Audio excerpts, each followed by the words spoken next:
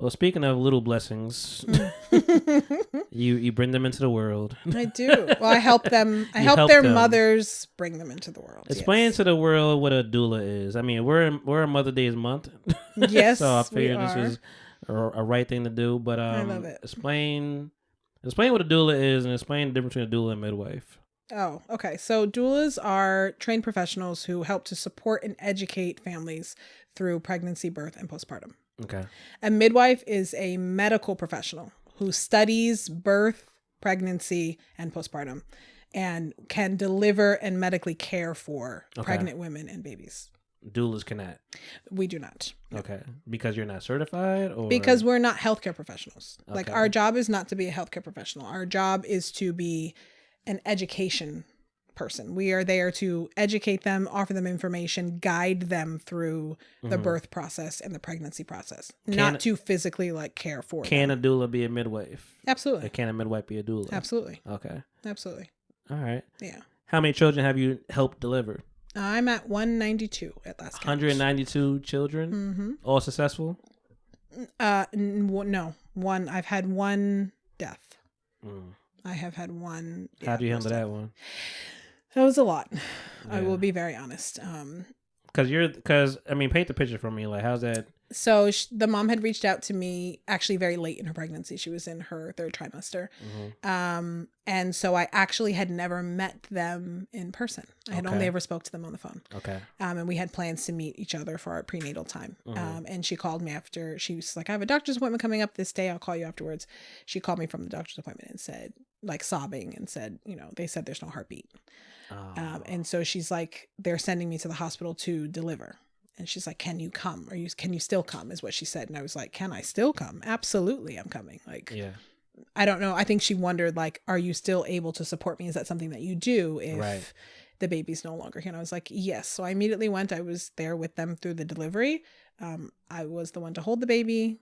They asked me to pray over the baby. So yeah, they asked me to take pictures of the baby to put in like a folder that down the road, if they ever wanted to look back at it, they would have it, but not have to have done the work themselves. Yeah. And then I went to the funeral with them. I was there with them, support them through the funeral. Yeah. Wow. Yeah. That is hard. So you. Yeah. And they actually recently just had their first successful pregnancy and baby. Well, it ended out well. That's great. Yeah, they do have a bubbling baby now.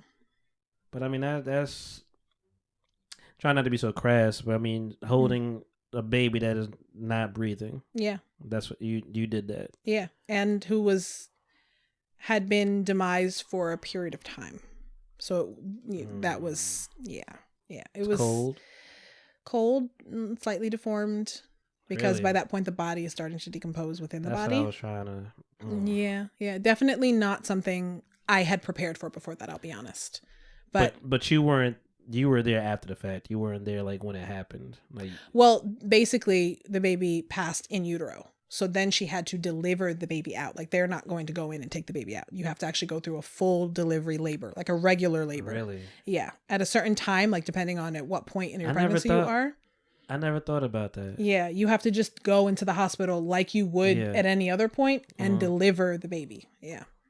So I was there with them through that whole process. Yes. So, I mean, I guess you kind of answered that question. Is that considered a stillbirth? It is. Okay. Yeah. Delivering a baby that's no longer alive. Yes. So what's the difference between that and a miscarriage? A miscarriage is when the baby passes in utero, but usually a miscarriage is before week 18. Mm-hmm. So the baby's usually very small, not fully formed, and can pass out of the body with a simpler procedure than having to actually deliver a full baby. Okay. A fully grown, a fully formed baby. Now, normally when you do these services, are you at a hospital or are you at their home? No, I'm usually in a hospital. In a hospital. I've only had a handful of home births. Most of my deliveries are hospital births. You prefer hospital births? I feel like I'm more needed in a hospital birth. Okay. Because I'm advocating for my clients and helping them be able to get the birth that they want in a environment that isn't conducive always for the mom and the families getting what they want. Hospitals are focused on more often the baby. Yes. Than they are on 1,000%. the mental and emotional process of the birthing person, which drives me insane. So where are you when the mother is laid down on the? Is that a gurney? I don't even know how to say that. Meaning meaning in a C-section, or when they're giving birth, like where are you? I'm in there. Like, I'm in the room. Are you right next to the mother, or I'm standing bedside? I'm never bedside? sitting. Yeah. I'm usually holding a leg. Mother, father on the other side. Yep. Okay. Usually, father or partner is tucked up on the top, up by the birthing person's head, because they're like, I don't want to be too far down the bed.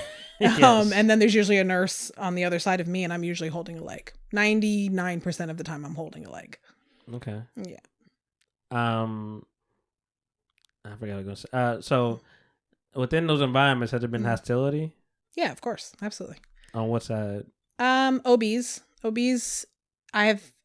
In South Jersey, I have some incredible. Explain OBs. Obstetrician. Obstetricians. Okay. So basically, birthing doctor. Okay. But so I have some really close friends that are OBGYNs in town, and I've worked very hard for those relationships because they now trust me. They know me. They trust me. They understand my expertise. Yeah. They don't feel like I'm there trying to derail their path for their patient. Okay. But then I've met some that are just like, we don't want to do all of that. And this could be so much simpler if this person in the bed would just follow our instructions and shut up.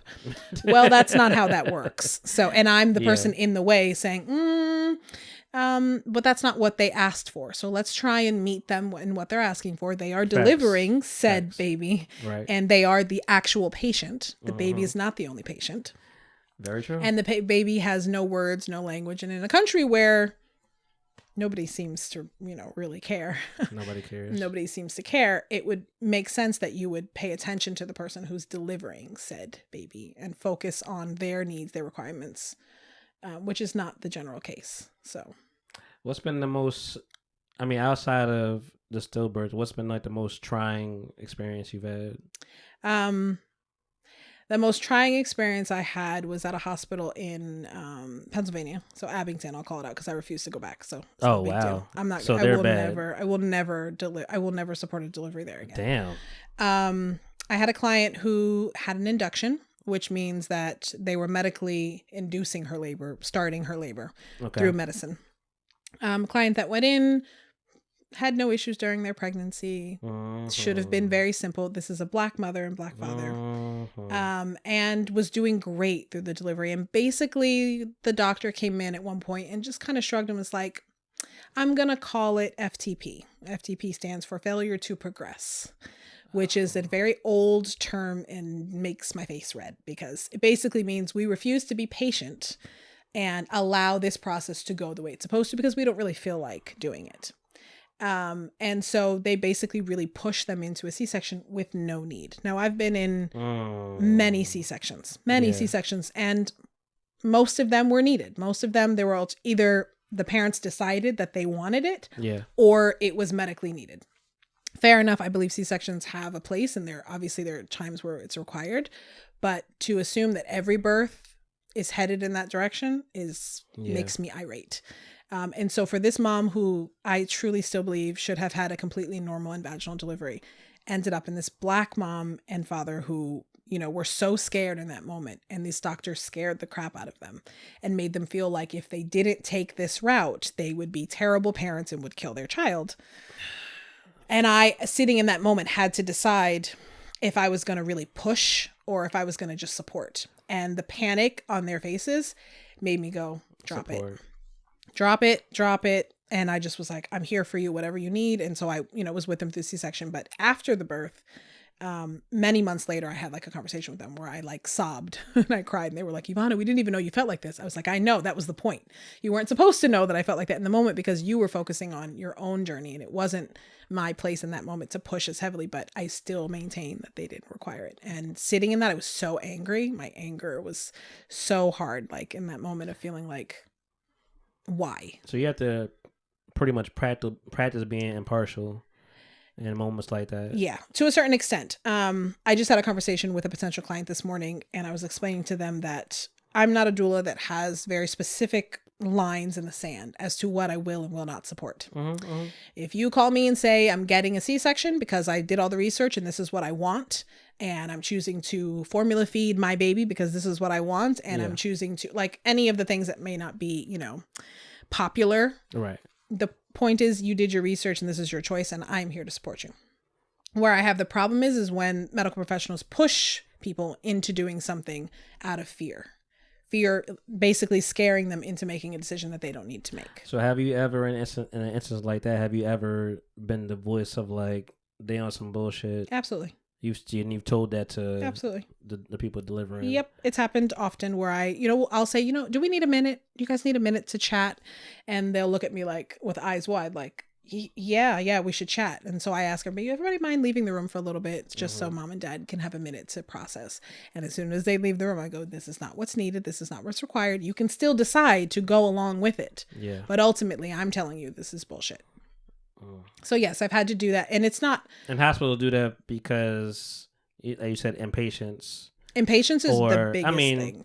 But what is the impatience rooted in? Is that money? Is that just let's get them in, get them out? Get them in, get them out. Absolutely.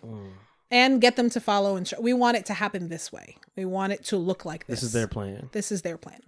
And so it's, and like I said, I am so grateful to be in South Jersey and for Virtua to be my base hospital because I don't have these issues at Virtua, thank God. And I have maintained really great relationships with a lot of the OBs in town because of that. But if I have to go into PA or especially into North Jersey, I feel like I don't want to go. Do you have to deliver there? Like, could we pick another hospital? Yeah. So, yeah. So how often do you have to advocate? Yeah, I'm gonna say it, be their mouthpiece, whatever. But like how advocate? Yeah. I don't know. It just sounds like a terrible a position to be put in. It's my job. And so honestly, I'm ready for it. So for example, the birth I did not last night, but the one 2 days ago, they had a very firm birth plan. And one of the specifics on there is they wanted to wait for white. So when you wait for white, that means after the baby's born, instead of immediately clamping the baby's cord and cutting it, you wait until the cord has gone completely white, which means that all of the blood that was in the cord has gone inside of baby. Mind you, this process takes maybe 5 minutes. Okay. 10 at the most. Okay. Doctors want to clamp at a minute. That is the standard procedure, is to clamp at 60 seconds. Why? Because they feel like it's the fastest process and be done, and let's move on to the next step. So the mom had been very firm. I want to wait for white. So the nurse and I had a conversation ahead of time. And she was like, Ivana, this doctor is not going to be cooperative about that. And I said, oh, okay. She's like, so if you handle that, I'll handle any other things that pop up. So the nurse and I were on the same page, loved her. She was amazing. Yeah. Absolutely incredible nurse. And so I was ready for the delivery. You just got to handle the doctor. Yeah. So baby came out, baby had barely hit mom's chest, and I saw Doc pull out the clamp. And I was like, Doc, mom wants to wait for white. Mind you, the birth plan is taped on the wall of the room. It's not like she didn't know. She had been told multiple times.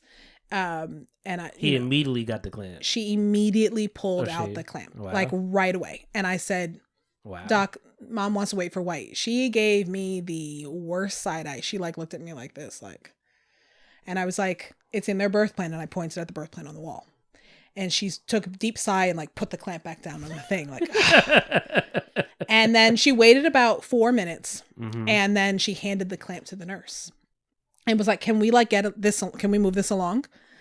Literally, that was her response. Why and the nurse at that point, because the nurse was closer up to mom. Oh, okay. And so I think she was like, just go ahead. Let's get this moved along. Okay. And the nurse said, well, actually, Doc, they wanted to wait for white, like the doula said, and it's not quite white yet.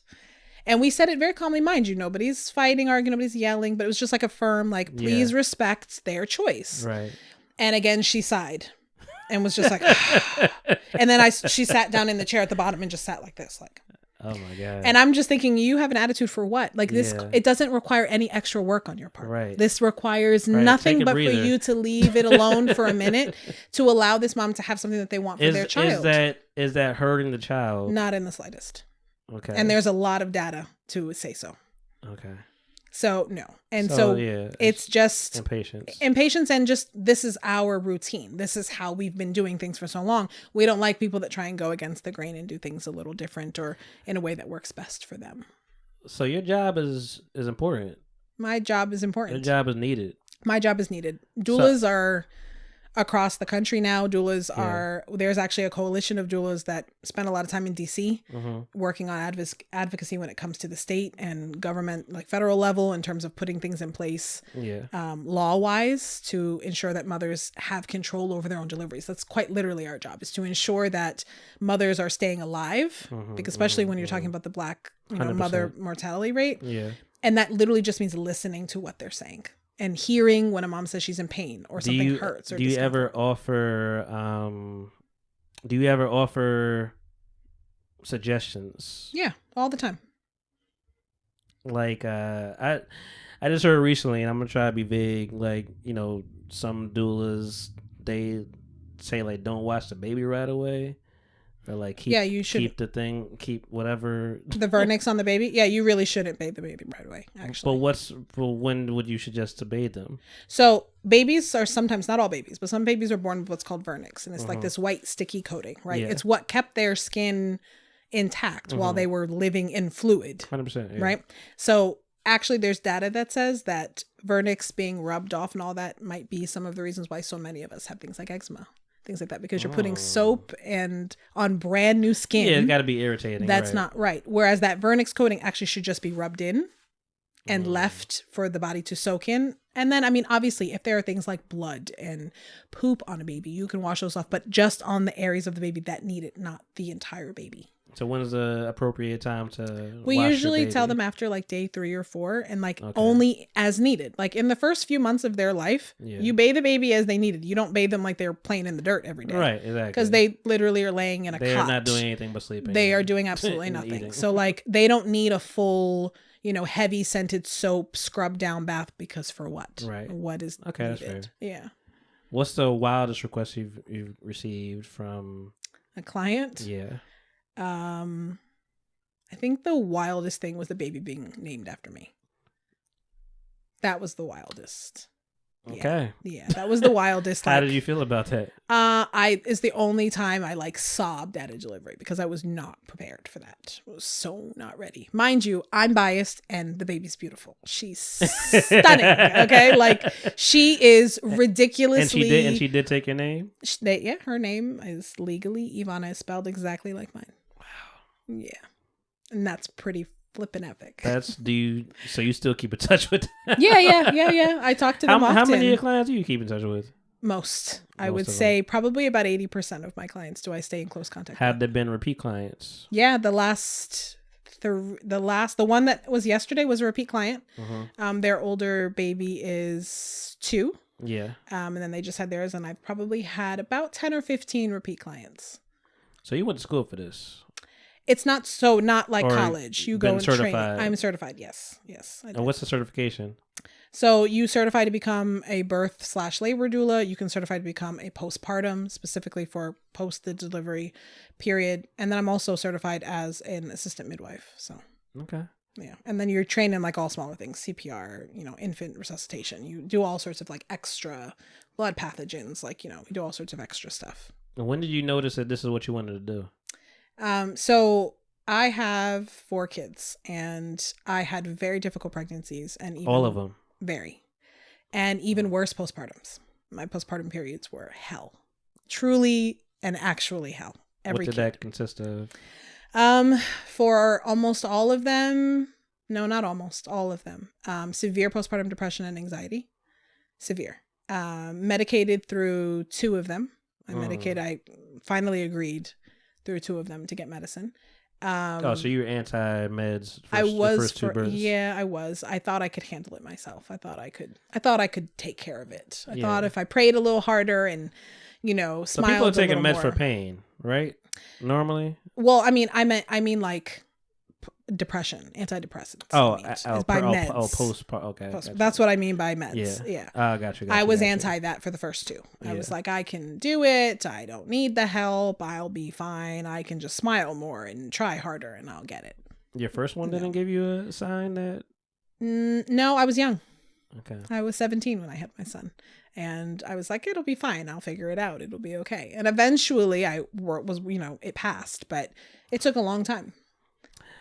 What triggers postpartum? Postpartum depression? Yeah. So postpartum depression is often triggered by an imbalance of hormones. Post-delivery, yes.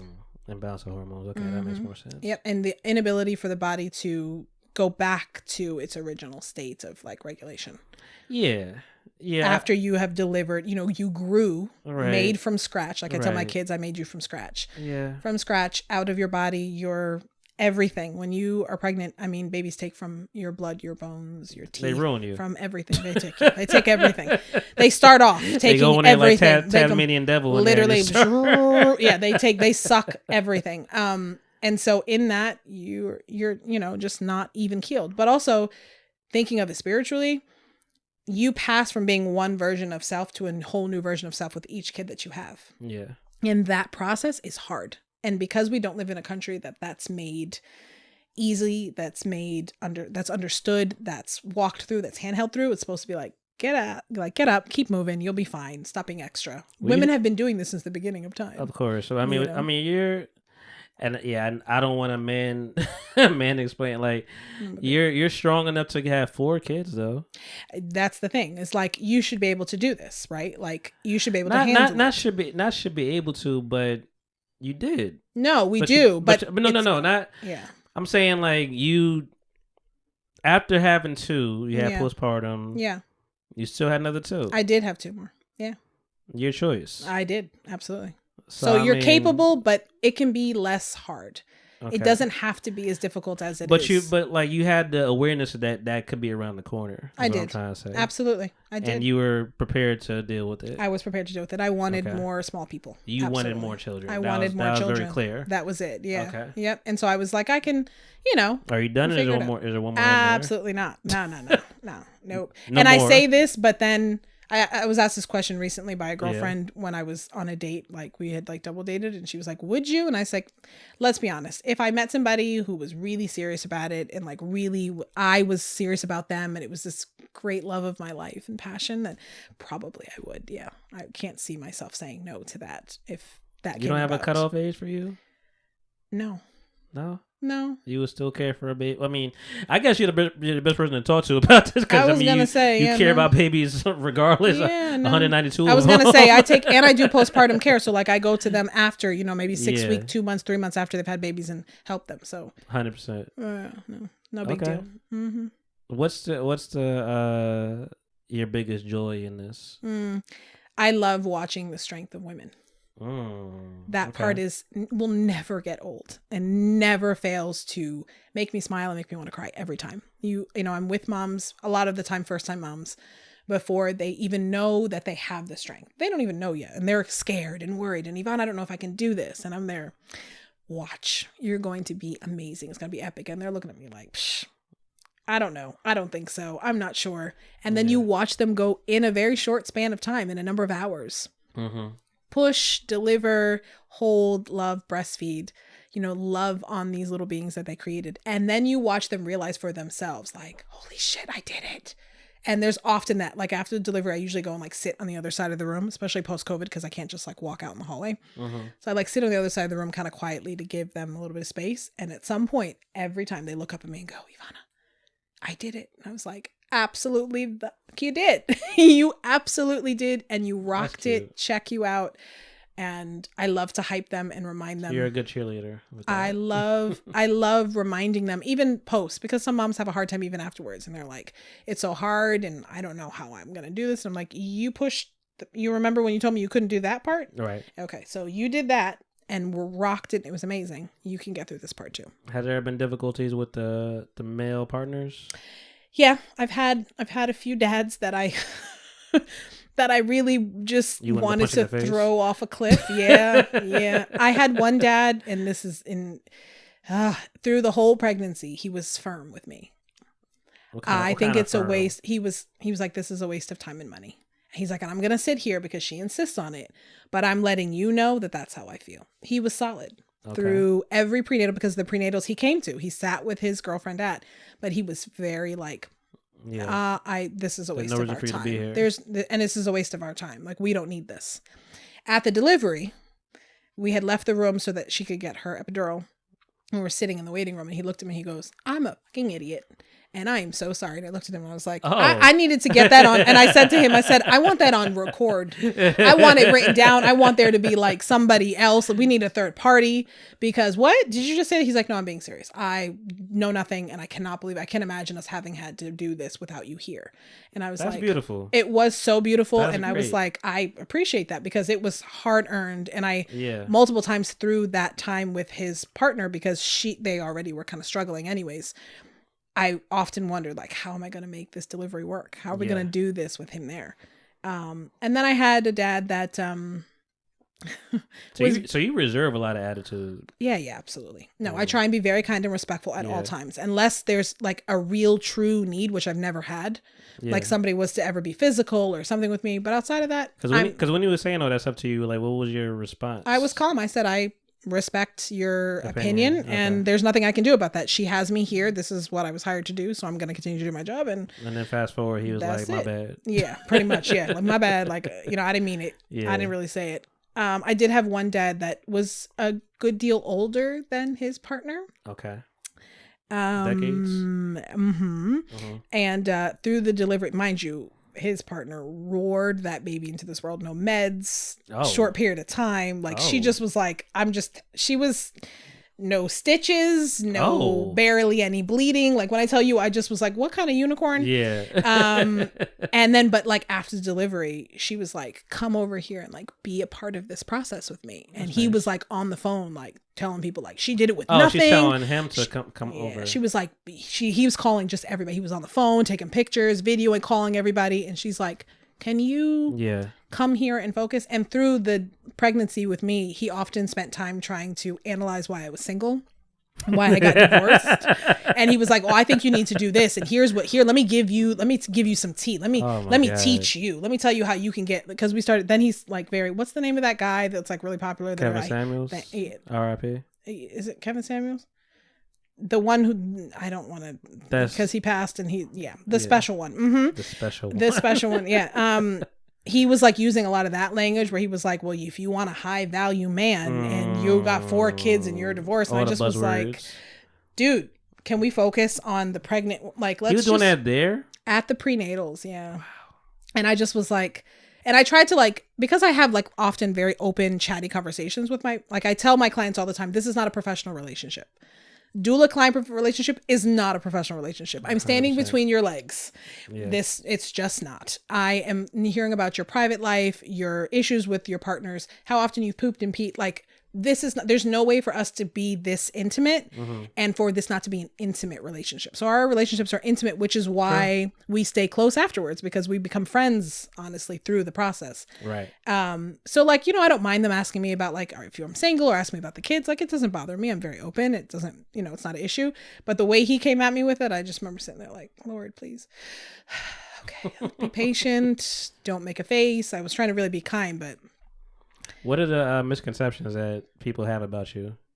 Me as a person, or me as a doula? As a doula. And a person, sure. Why not? Me as a doula, people assume that I'm in control of the process. Okay. Which is drastically not the case. In control meaning you're taking control? Like, I'm taking control, and that somehow I have the ability to make things happen. Yeah. No, that's not how it's that works. A boy now. Yeah, like, exactly. And you are delivering on Saturday at 2 p.m. Right. No, that's a big one. People assume that my doula demeanor is my personal demeanor, and it's not. My doula personality is hardcore. I'm straightforward. I am passionate. I am firm. As a person, I think some of that's there, but a lot of it's like I'm a little more pulled in than that. And you're more reserved as a person? Reserved is not the right word, just more careful, I would say. Yeah, as a doula, I'm not careful. I am out, I am loud, I am straight, I'm in your face. You're more timid as a person. I'm more timid as a person. I'm a little more careful. Interesting. Yeah. Because as a doula, I am sure 1,000% of everything that I'm talking about. And you need to be. Yes. You need to show that. You can't be 100%. wishy-washy with people. And I don't tell them anything I don't fully firmly believe, and I don't have the data to back up. Right. As a person, obviously, I can't exactly do that, so I'm a little more careful. How many clients do you have now? Meaning due, like pregnant? Yeah. 14 between now and October. And how do they reach out to you? How do they find me? Yeah. Some on social media, some on Doula Match, which is like Match. doulamatch.com is like a match service spot. I believe it. Yeah. That's crazy. But a lot of people find me through their OBGYNs. They find me through their doctors. All right. Good referrals. Yeah. The doctors will, very often somebody will, I had a woman call me today and she was like, my doctor gave me your phone number. She just texted me. Yeah. My doctor gave me your cell phone number. And I was like, okay. And you've dealt with different races, I'm assuming. All of them. I've had Asian, Black, Latina, Hispanic, Has it been a foreign, difference? Absolutely. How so? Because you're dealing with different cultures. You're dealing with different personalities. You're dealing with different backgrounds or belief systems. I've had a Quaker family, and that one threw me because I was just super surprised. They were lovely. They just were like no TV. Right. No like electronics. a lot of music. Like they do a lot of music, but like she even covered her head actually, which I found so interesting. And she said to me, I felt like you would be a good person to reach out to, like to ask about being, my doula because you cover your head. At the time I wore hijab. Yeah. And so she's like, I feel like you would understand how I could keep that sense of modesty through my delivery. And I was like, that's nice. Okay, say less. I got you. Like, sure. I will make sure that happens for you. Yeah. But they were lovely. The sweetest, calmest, like that's not usually my clientele. Yeah. My clients are loud, boisterous, or that's like, they tend to be a lot similar to me, or they like my type of energy. I usually don't attract the very quiet, like looking for like Zen births. That's not Ivana's clientele. And the doulas of South Jersey make it like, it's like a running joke. Like Ivana always has the difficult client. She has the ones that like take some effort. And like, yeah, because I can handle it. Right. And I feel like they know that when they talk to me, they talk to me and are like, oh, she's not going to be fazed by our whatever that arguing comes up. Or whatever. Nope. Yelling or family issues or, personality dynamics. Like none of that bothers me. So do you have any kind of confidentiality agreements or anything like with all this? I mean, we're on a podcast. We talked about a lot of stuff. Yeah, I do. Said names. Yeah, no, I don't say names, and I'm very careful to not give like enough details that you would be able to know the person. I know Steve. Yeah, exactly. No, I'm very careful to like not give too much, but I do have, and then I have like there is like a disclaimer that they sign about like my ability to just like share their story in generality, because as a doula I talk even to them about other clients' deliveries to give them context to different stories and stuff like that. So, yeah. Are you ever asked about your faith, or did you bring that into it? Like, we need somebody that is of Christian belief. There was actually a post this week that went up. You are not it. There definitely have been those questions, and just wondering where I sit and things like that. And I don't mind. That's like I said, it because it's a personal relationship.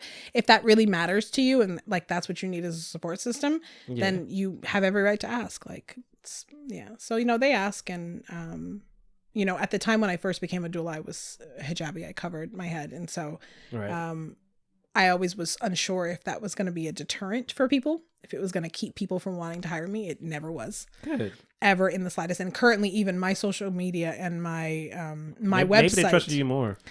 Maybe. My website still has me still covered. I never took new photos. So. Okay. Yeah. All right. Yeah. That was very enlightening. I appreciate it. That was very insightful. Welcome. I know. It's like a completely left field situation, especially if you don't have like children. And I have 0 children. In the parent world. I have 0 children pending. I was going to say none pending, none like on the way. All right. None pending, just keep me in mind for when that stage of life comes, Well, you at least have people. I have the network. Yeah, you have the network. If you ever decide to go that route, you got peoples. It's such an interesting position though. Like I don't. You're the only doula I know in my life now. So listen, I can connect you with whoever else you need to know in that line of work. Yeah. Interesting though. I mean, is there a retirement plan? Lord, there needs to be one, because I can't work like this forever. The reality is that my job is very, very physically intensive, and time intensive, because it takes, like I can't Yeah, I obviously can't do more than one birth at a time. Yeah, 4 children. You deliver all these babies. Like exactly. Time is crazy. Time is really specific in my life. Does that take away from them? To some extent, yeah, it does. It does. I was a stay-at-home mom before I started my business. I homeschooled my kids before. They were at home with me, underneath me. I lived a very you did a lot to only be 34 years old, man. That's what I mean. That's what I was saying earlier. Like, I have lived a different life than most. I didn't do the partying, the finding themselves in their like, I was a mom, and I was like, not just like send your kids to school, right? And see, I homeschooled from the day my son went to part school. of their life. Every day, and like integrally setting them up. I hope setting them up for the best at life. So yes, now it does. But my ex-husband is what you'd call a career student. So he got a lot of degrees while we were married. And so now that he's finally done with school, he's been extremely supportive in being like right there to take them when I'm working. Yeah, he's like, don't worry about it. I got it. If it's pick up, drop off, it doesn't matter what it is. There's not been no point that I've said, can you do for them because I had to go for work of that he's been like, not even good. He doesn't even think. He's like, yeah, no problem. Like, these are blessings, man. These are good things just to honor. Absolutely. Yeah, no, great support person. His line has been, you supported and held everything down while I did it. Like, so I got you now, even though we're not married, it doesn't make a difference. They're still my kids. So I got it. We have it handled. So that's the part that makes me go back to the question, does having things in common really mean that much? It does, because it seemed like there's a lot of love there. There is absolutely, like, I will love him always. I'm just not in love with him. And I want, does he have somebody now? No. Okay. No, I want a passionate, love. Is your love realistic? I think so. Okay. I think so. What's your type? Educated, driven, funny, emotionally, what's the word? Emotionally stable? Intelligent, emotionally stable, that too. And stable, please. That too, but emotionally intelligent, where like you can handle being, in my opinion, not all men can handle being around women. Like, they expect, that's true, like a harder version. I'm like, I'm a very emotional, soft, considering what I do for work. Like, I'm a very emotional person. I'm an empath. My job is to be able to sense other people's feelings and emotions and help support them through that. So I'm very good at being in a room with somebody I just met and being like, you're not okay. Like, let's walk through this, and like, I can do that. It doesn't bother me, but I'm also emotional. Like, I cry over commercials. And am I okay? I honestly feel like you're quite okay. Yeah, no, absolutely. You're quite okay. No, I was, I was doing my own assessment when we first met. Like, all right, it's okay, good to know.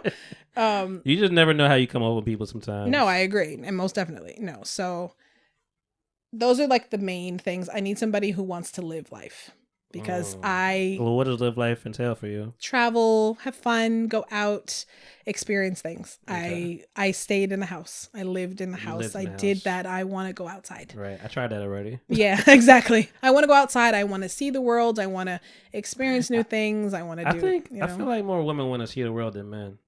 Yeah, I agree with that, actually. I agree with that. Women are more like, we want to travel. Guys are like, but for what? Yeah, but what's out there? Yeah, like, but what's there that's not here? Like, who's all there? Who's going to be there? 100%. No, I blame Instagram. I wanted to travel before Instagram, so no, it's not an Instagram thing. Though I think that Instagram is definitely helps it because you get to see it. Well, you get to like get even a glimpse of one place. You're like, I want to go there. So men and women are just different species, man. It's just the funniest Men thing are from Mars, women are from Venus. That book is worth its weight in gold. If you've never read it, it's really good, actually. Yeah, it's a really good book. Men are from Mars, women are from Venus. Yeah, it's a really good book. It actually offers a lot of clarity. I thought boys go to Jupiter to get more stupider. They do. And girls go to, girls go to Mars to get more, or boys go to cars. No, it's girls are from Jupiter to get more stupider. Boys go to Mars to get more cars. Really? Yeah. I'm remembering from when I was a kid. Yeah, don't ask. I don't remember that part. Guys like cars, I guess, apparently. That just came back to me. Calling girls stupid? That's fucked up. Yeah. Girls go to Jupiter to get more stupider. First of all, stupider is you're stupid. Because that is not a word. It's not a word. It never was. But that was definitely the line. Never has been. It totally was the line, though. Yeah.